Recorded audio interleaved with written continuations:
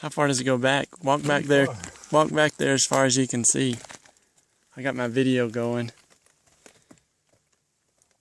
So it's stalactites. Look at those stalactites. Those are really cool.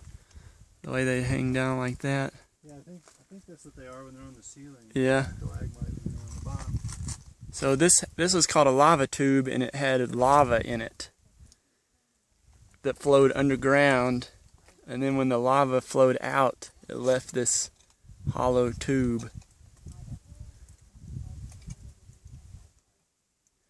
Back there pretty far. I think it goes, we have a map of it inside. It goes pretty far. I don't know exactly, but it's very cool.